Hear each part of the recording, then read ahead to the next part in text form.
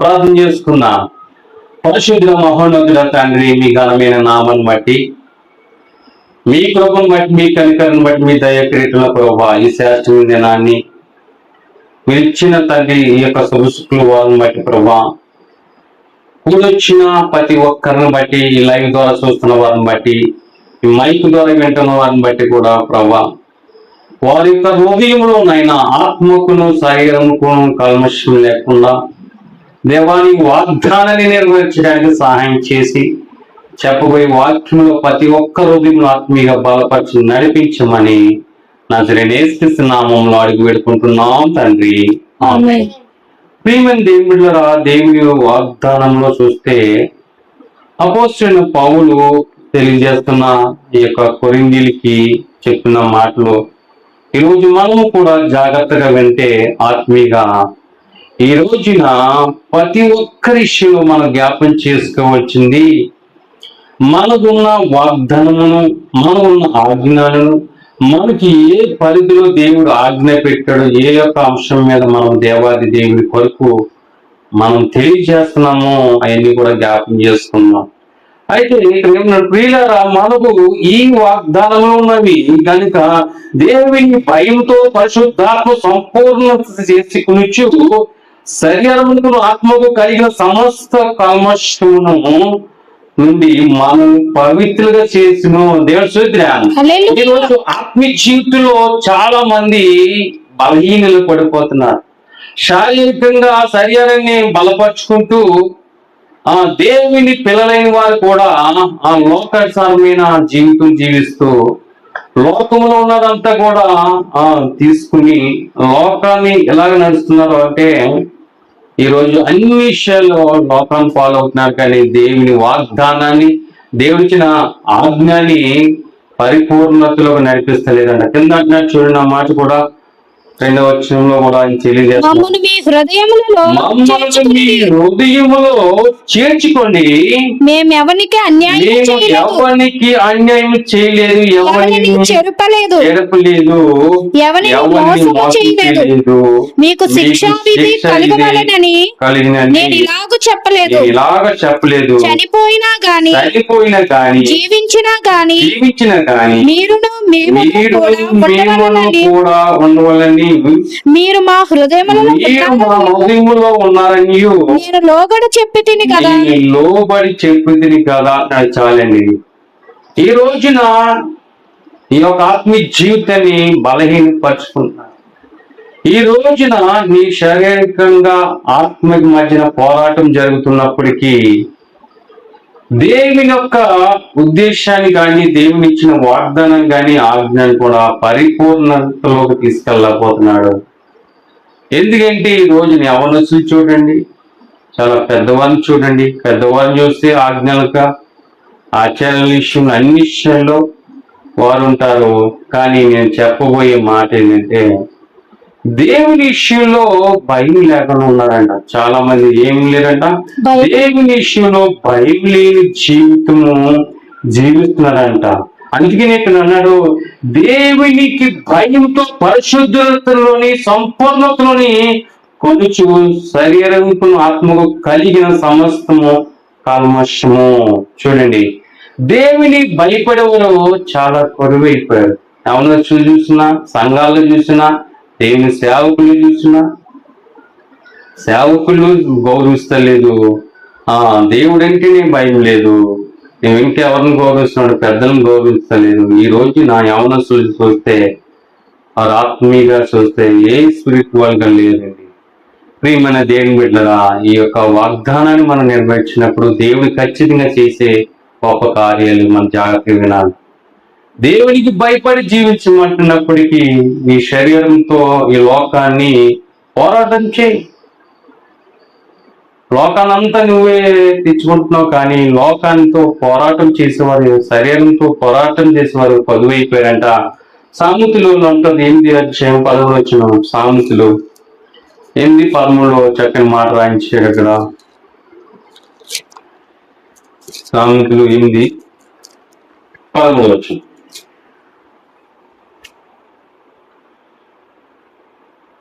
యెహోవాయందు భయభక్తులు కలిగి ఉండుట, యెహోవాయందు భయభక్తి కలిగి ఉండుట, చెడుతనము అసహ్యకొనుటయే. చెడితనము అసహించుకుంటూ, గర్వము అహంకారము దుర్మార్గత, గర్వము అహంకారమును దుర్మార్గత కుటిలమైన మాటలు నాకు అసహ్యములు. ఆలోచన చెప్పుటయు లెస్సైన జ్ఞానము ఇచ్చుటయు నా వశము. జ్ఞాన ఆధారము నేనే, పరాక్రమము నాదే. నా వలన రాజులు ఏలుదురు, అధికారులు న్యాయమును బట్టి పాలన చేయుదురు. నా వలన అధిపతులను లోకములోని గనులైన న్యాయాధిపతులందరూ ప్రభుత్వము చేయుదురు. చూడండి, దైవ జ్ఞానము ఎదిగితే దేవుని జ్ఞానము మనకు తెలియజేస్తున్న మాట ఏంటంటే, మొదట దేవునితో నువ్వు సహవాసం కలిగి ఉండాలి, భయపడేవారుగా ఉండాలి. 8:11 అక్కడ అంత స్పష్టంగా రాసేయండి, క్లియర్ గా మెన్షన్ చేశాడు. ఏమని అంటే చూడండి, యెహోవాయందు భయభక్తులు కలిగి ఉండుట, చెడుతనము అసహించుకుంటా, దేవుని యొక్క చెడితనమును దూరం ఉండాలి. గర్వంగా అహంకారంగా దుర్మార్గంగా ఉండకూడదు. దేవాది దేవుడు ఈ రోజు మీకు తెలియజేస్తున్న మాట ఏంటంటే, దేవుని పిల్లలైన వారు ఆత్మీయ సంబంధంగా ఆత్మీయంగా బలపడే వారికి ఉండాలి. ఎందుకంటే దేవుడు తెలియజేస్తున్న మాట ఏంటంటే, దేవునికి భయపడేవారు కొదువైపోయారు. ఈ రోజున దేవుని వాక్యం స్పష్టంగా క్లియర్ గా మెన్షన్ చేసినప్పుడు అక్కడ చూడండి, ఆ కింద వచనంలో ఆయన మెన్షన్ చేసిన సామెతలోనే 14 వచనం కూడా చదువున్నాం. 8-13 చదువు కదా, 14 కూడా. ఆలోచన చెప్పుటయు లెస్సైన జ్ఞానమునిచ్చుటయు నా వశము. జ్ఞాన ఆధారము నేనే, పరాక్రమము నాదే. నా వలన రాజులు ఏలుదురు, అన్నాడు. దైవ జ్ఞానం ఎదిగిన వారు ఈ రాజ్యాన్ని వెళ్తారంట. దైవ జ్ఞానం ఉన్నవారు దేవుని రాజ్యం సంపాదించుకుంటారా? దైవ జ్ఞానం ఎదిగిన వారు ఈ లోకంలో ఉన్నత స్థానంలో ఉంటారంట.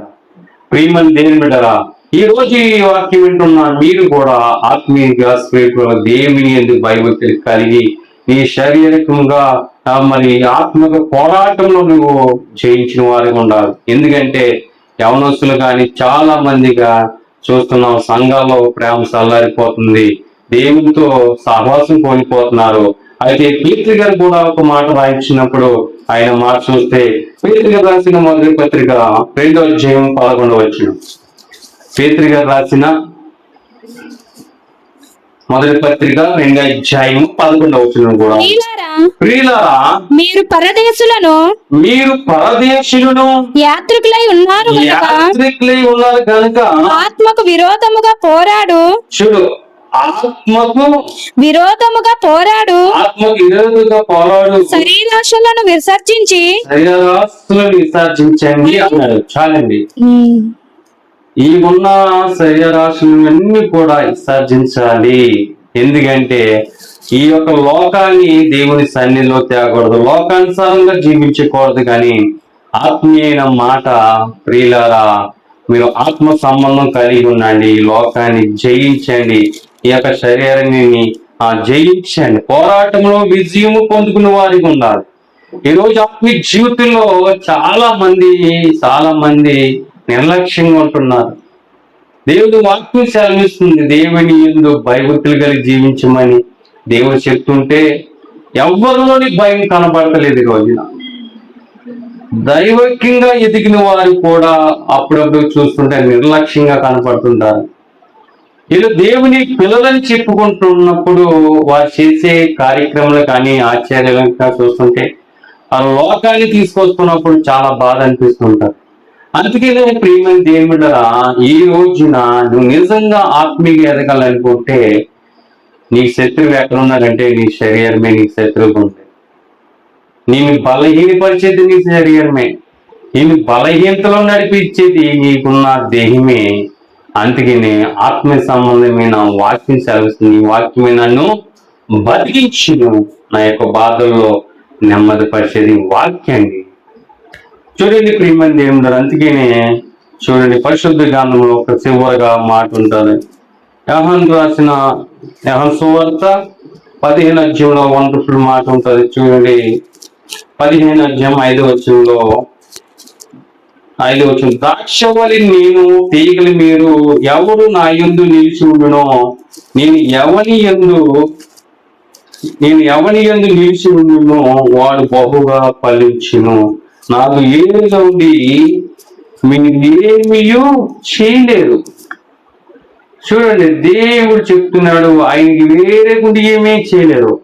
ఈ లోకంలో నీ శరీరమే నిన్ను పోరాటంలో విజయం పొందకపోతే నిన్ను బలహీనపరిచేది నీ దేహమే, నేను నరకానికి తీసుకెళ్ళిపోయేది నీ దేహమే. అయితే ప్రియమైన దేవుని బిడ్డరా, దేవుని వాక్యం నేను విడిచిపెట్టేస్తున్నావు, సంఘానికి వెళ్ళి వస్తున్నావు, కానీ నీ వల్ల ఎటువంటి ఉపయోగం లేదమ్మో. ఈ రోజు దేవుడు మీతో మాట్లాడుతున్నాడు, నువ్వు దేవుని కొరకు వాడబడు. నీకిచ్చిన పని, నీకిచ్చిన తలంతులు, నీకిచ్చిన శక్తి లోపం లేకుండా నువ్వు పని చేయి.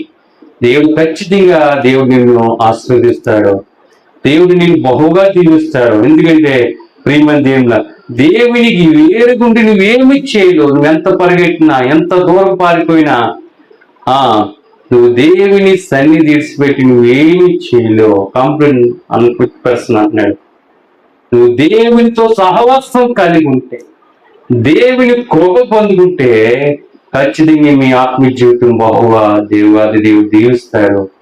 ఎందుకంటే అక్కడ చెప్తున్నాడు, కొరింథీయులకు రాసిన 2వ పత్రికలో 7వ వచనం, ప్రియులారా మనకు ఈ వాగ్దానం ఉన్నవి కనుక దేవునికి భయంతో పరిశుద్ధాత్మను సంపూర్ణ చేసి కొలుచు శరీరమునకును ఆత్మను కలిగిన సమస్త కల్మషమును నుండి పవిత్రులుగా పరిశుద్ధులుగా చేశాడు, నీతిమంతులుగా చేశాడు. దేవుని వాగ్దానం సెలవిస్తున్నప్పుడు నువ్వు ఎందుకు దేవునితో నీ యొక్క జీవితం సాగించలేకపోతున్నావు? ఈ లోకం ఎవరికన్నా శాశ్వతమా? లోకంలో నువ్వు వెళ్ళిపోతావా? ఎవరు ఉండలేదండి ప్రియమైన దేవుని బిడ్డరా. దేవాది దేవుడు చెప్తున్నాడు, ఈ రోజు నీకున్న బలహీనత ఏంటంటే నీ దేహమే, నీ యొక్క శరీరమే. అందుకని దేవాది దేవుడు చెప్తున్న మాట, నువ్వు పోరాటం, నువ్వెవరితో విజయం పొందాలంటే నీ దేహంతోనే నువ్వు పోరాటం చేయాలి. అక్కడ ఆత్మీయుల బిడ్డలుగా దేవుని వాగ్దానంలో ఎదిగిన రాజులు జ్ఞానంగా పరిపాలిస్తారా. ఈ రోజు దైవ జ్ఞానం ఉంటే నీవు కూడా నీ కుటుంబాన్ని కట్టుకుంటావు, ఆత్మీయ ఎదుగుతో. నీ కుటుంబంలో ఉన్న బలహీనతలు ఏంటో తెలుసు, మీకున్న బలహీనతలు ఏంటో తెలుసు. ఈ వాగ్దానం ద్వారా దేవుని కొరకు సహవాసంలో మీరు నడవండి. మీకున్న బలహీనతలన్నీ కూడా విడిచిపెట్టండి. దేవుని సహవాసంలో మీకున్న బలహీనత ఏంటో మీకు తెలుసు. ఎవరి బలహీనత ఎవరికో తెలుసు, మీ బలహీనతలు మీకు తెలుసు కనుక దేవుడి యొక్క వాగ్దానం ఆయన చెప్పిన మాట ప్రకారంగా నీ శరీరంకు ఆత్మకు కలిగిన సమస్తము కల్మషం విడిచిపెట్టి దేవునితో సహవాసం కలిగి ఉన్నాడు. పరిశుద్ధుడు మనం పవిత్రులుగా చేశాడు, నీతిమంతులు చేశాడు. అందుకని ఆయనే మన ఈ లోకానికి వచ్చి మనందరి పాపం ఆయన మీద వేసుకుని ఆయన సిలువులో మన కొరకు శాపగ్రస్తుడై మరణించి మనకి ఒక నిరీక్షణ కలిగజేశాడు. పరిశుద్ధ రక్తంలో మన పాపంలన్నీ కడిగాడు. దేవాది దేవుడి సన్నిధిని మనం మధ్యనించాడు. పరిశుద్ధాత్మను మనం మధ్యనించాడు. నువ్వు పవిత్రగా, పరిశుద్ధుడిగా దేవుని సహవాసంలో నువ్వు ఉండాలని దేవుడు కోరుకుంటున్నాడు. ప్రియమైన దేవుడు, ఈరోజు చాలా బలహీనంగా ఉన్నాము, చాలా బలహీనత పడుతున్నాము. నీ దేహంతో, నీ శరీరంతో నువ్వు పోరాటం చేసి నీకు దేవుని శక్తి పొందుకో. ఇప్పుడు ఖచ్చితంగా నీకున్న బలహీనతలు తీసేస్తాడు, నీకున్న ఇబ్బందులు తీసేస్తాడు. దేవుడు చెప్తుంది కదా, ఆయన ఎందుకు విశ్వాసం ఉంచితే చాలు, ఈ విశ్వాసం బట్టి గొప్ప కార్యాలు జరిగిస్తాయి. దేవుని వాగ్దానము, నువ్వు అనారోగ్యంగా ఉన్నామో నీ విశ్వాసం నేను స్వస్థపరుస్తుంది. ప్రియమైన దేవుళ్ళరా, ఆత్మీయంగా ఎదుగుతూ బలహీనపడిపోతున్నాము. నువ్వు మందిరంకి వెళ్తూ వస్తూ నేను వెళ్ళి వచ్చాను అనుకున్న ఆలోచన చేసుకుంటున్నాము. ఆ పరిశుద్ధులైన రక్తముని కడిగి మన పరిశుద్ధులుగా, నీతిమంతులుగా ఆయన మనందరి కొరకు ప్రాణం పెట్టి ఆ క్రీస్తు మన శివులో కాచిన రక్తం వ్యర్థపరచకుండా ఆత్మీయ జీవితంలో మనం అందరూ కూడా ఆయన పరిశుద్ధులుగా చేశాడు, నీతిమంతులుగా ఉంచాడు. ఈ రోజు ఏ కష్టంతో ఉన్నావో, ఏ బాధతో ఉన్నా మోకాలేసి ప్రార్థించండి. దేవుడు మీతోనే మాట్లాడతాడు. ఖచ్చితంగా దేవుడు మీతోనే మాట్లాడతాడు. నువ్వు అడుగుడు ఇవ్వబడును, ఎదుగుడు దొరుకును, తట్టుడు తీయబడి అన్నాడు. దేవుడు ఖచ్చితంగా మీతో మాట్లాడతాడు. దేవుని అడగండి. ప్రియమైన దేవుని కదా, ఈ రోజున దేవుని వాగ్దానాన్ని మరి ఈమె విడిచిపెట్టే వారిగా ఉండకూడదు. దేవుని వాక్యం ఈమె విడిచిపెట్టే వారిగా ఉండకూడదు. ఈ పరిశుద్ధ లేఖనాలు సెలవిస్తున్న ప్రకారం నువ్వు జీవించగలిగితే రాజులు దేశాలు వెళ్తున్నారు. నీవు కూడా మంచి జ్ఞానంలో ఎదిగితే నీ కుటుంబాన్ని కట్టుకుంటావు. కుటుంబంలో బలహీనపడిపోయి చాలా మంది సాక్ష్యాలు చెప్తుంటారు. నువ్వు ఎందుకు బలహీనపడుతున్నావో, నీవు యొక్క ఇచ్చిన వాగ్దానాన్ని ఏం చేస్తున్నావో తెలుసు. అయితే నీకున్న బలహీనతలు మీకు తెలుసు కనుక ప్రార్థన చేయండి. ఖచ్చితంగా దేవుడు మీతో మాట్లాడతాడు. ఈ ఉద్యోగం విషయంలో, ట్రాన్స్ఫర్ విషయంలో, కోర్టు విషయంలో, మీ యొక్క వర్క్ విషయంలో, ఆ గృహం విషయంలో, పిల్లలకి వివాహం విషయంలో, చదువు విషయంలో, అన్ని విషయాల్లో మీరు దేవుని కొరకు అడుగుడి. ఖచ్చితంగా దేవుడు మీకు కలుగజేస్తాడు. దేవుడు ఇచ్చిన వాగ్దానాన్ని నెరవేర్చేవాడు, దేవుడు ఇచ్చిన ఆజ్ఞలు నెరవేర్చేవాడు. దేవుడు ఖచ్చితంగా దేవుని కొరకు మీరు భయం కలిగి జీవించండి. దేవుడు మిమ్మల్ని అందరం దీవించి ఆస్వాదించిన గాక. దేవాది దేవుడి వాక్యాన్ని దేవాది దేవుడు దీవించి ఆస్వాదించి ఈ మాటలో నేను ముగిస్తూ చిన్న ప్రార్థన చేయాలనుకుంటున్నాను. ప్రార్థన చేస్తున్నాను. పరిశుద్ధుల మహోన్నత తండ్రి, మీ ఘనమైన నామాన్ని బట్టి, మీ కృపను బట్టి, మీ కనికరను బట్టి ఈ రోజు మాతో మాట్లాడారు. శరీరం ఆత్మకు కలిగిన సమస్త కల్మషం నుండి మమ్మల్ని పవిత్రులుగా చేస్తావు, పరిశుద్ధులుగా చేస్తావు, నీతిమంతులుగా చేస్తావు తండ్రి. ఇదిగో ఎన్నో వాక్యములు వారికి ఉన్న బలహీనతలు కూడా తీసివేసి వారిని కూడా మీ రాజ్యంలో జ్ఞాపకం చేసుకుని ఆత్మీయంగా బలపరిచి నడిపించమని నజరేయుడైన యేసుక్రీస్తు నామములో అడిగి పెట్టుకుంటున్నాం తండ్రి. ఆమేన్. అందరికీ వందనాలు. God bless you all. ప్రియమైన దేవుని ద్వారా ఈ యొక్క వాక్యాన్ని అనేక మందికి షేర్ చేయాలంటే మీరు లైక్ చేసుకోవాలి, షేర్ చేయాలి, సబ్స్క్రైబ్ చేసుకోవాలి. అప్పుడు మీరు దేవుని సువార్త ప్రకటించిన వారు అవుతారు. ఎవరికి కూడా పేరు మినిస్ట్రీని కూడా మీరు దీవించి మాకు, మా కుటుంబాన్ని, మా పరిచయం కూడా మీరు జ్ఞాపకం చేసుకోవాలని దేవుని మాటలో దేవాది దేవుడు దీవించి ఆస్వాదించుగాక. ఆమేన్. అందరికి వందనాలు. God bless you.